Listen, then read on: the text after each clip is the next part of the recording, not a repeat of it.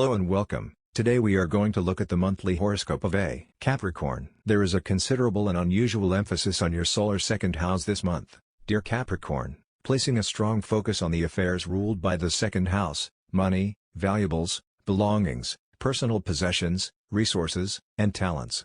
Your feelings of self-worth also come under the rule of this house, and matters related to your earnings, comfort levels, and sense of security are in the spotlight in February. Money matters can certainly assume more importance.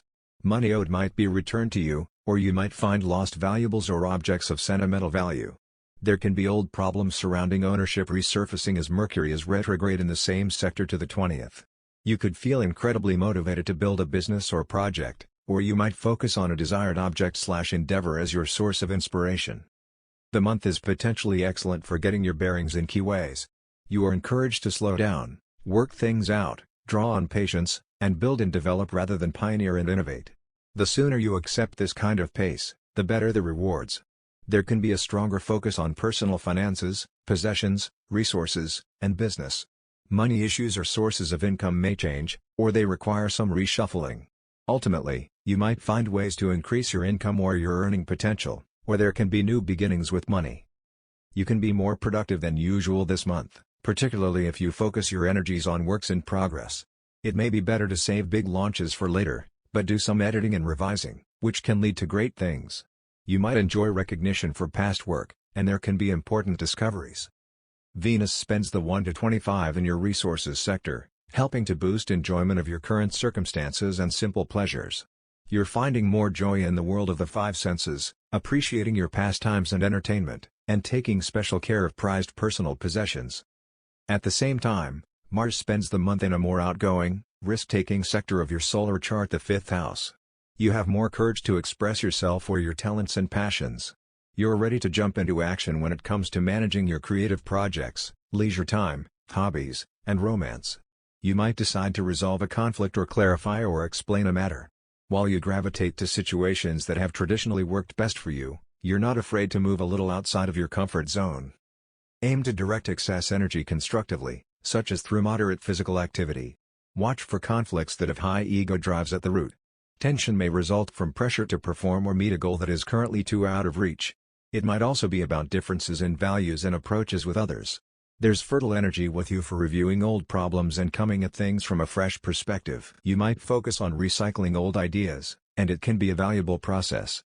Your efforts to improve your money or security position can benefit your work and routines, and even your health. This goes the other way, as well as you get a handle on your routines and lead a more balanced life, your relationship with money and your self-worth improve. It's a win-win.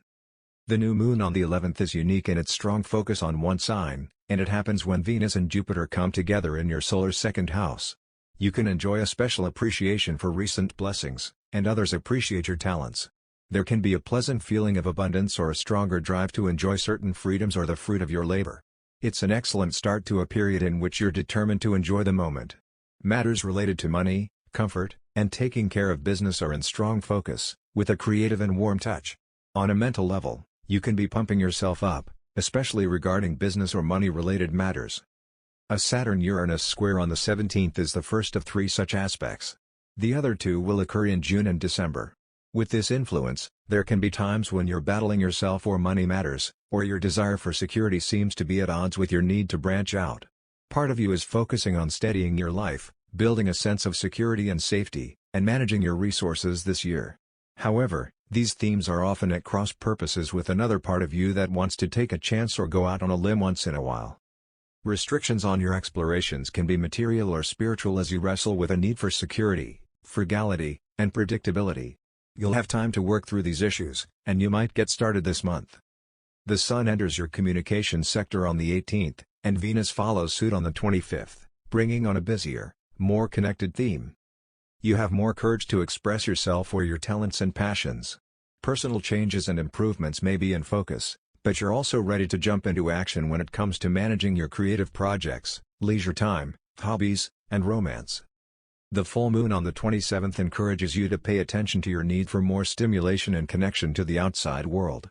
There might be a sudden desire, or need, to depart your usual routine or do something more refreshing, meaningful, and life-affirming.